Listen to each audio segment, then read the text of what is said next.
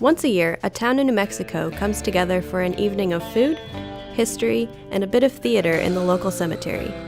Wait, what?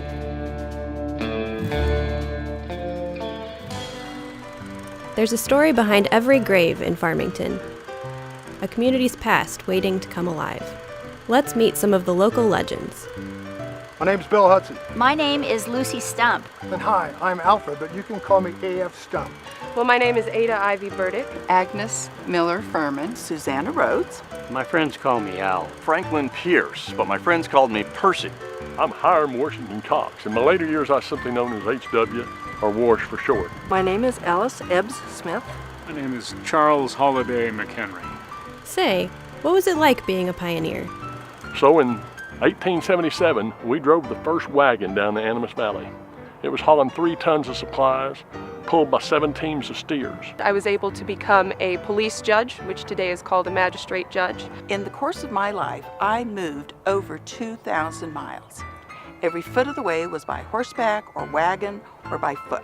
I also remember how incredibly beautiful all the new country was. One day I happened to be storing about 1,500 gallons of peach and applejack brandy in the basement of the Mercantile. I also served as a U.S. Commissioner for 22 years. We had to ford or cross the Animas River 6 times in a 16-mile stretch. Now that wasn't easy work, but my cowboys were up to it. Built a 24-foot by 24-foot house that housed myself, my husband, my mother, and 7 children. Well, fire broke out in a restaurant a few stores away, and it burned that building, the building next to it, and it made its way down to the Mercantile. You can imagine what happened when it hit that alcohol stored in my basement. It leveled the entire block. It was called one of the worst fires in Farmington's history. What was Farmington like? New Mexico territory was pretty wild and woolly in the 1870s. We ran afoul of the Stocktons and the Coe bunch. Coes ran us out of town. There were rustlers, there were lynchings, there were cattle thieves. There were some bad hombres around, especially Portnike Stockton.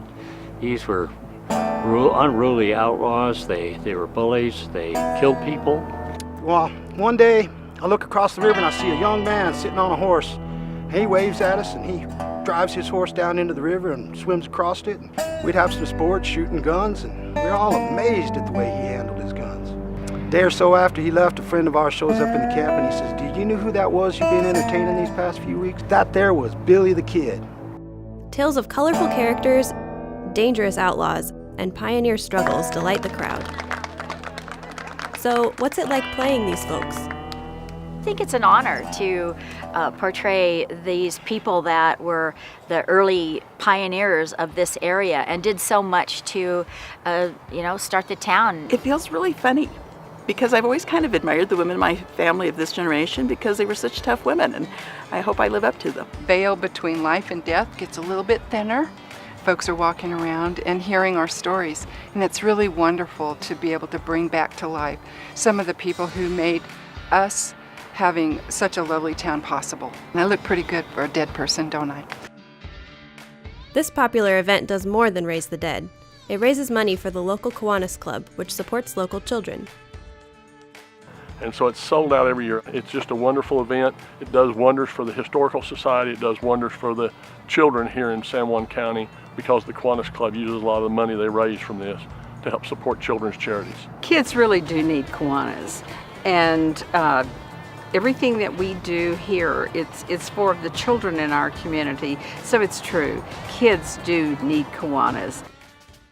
So next year, join Farmington's Dead for a historical event you won't soon forget.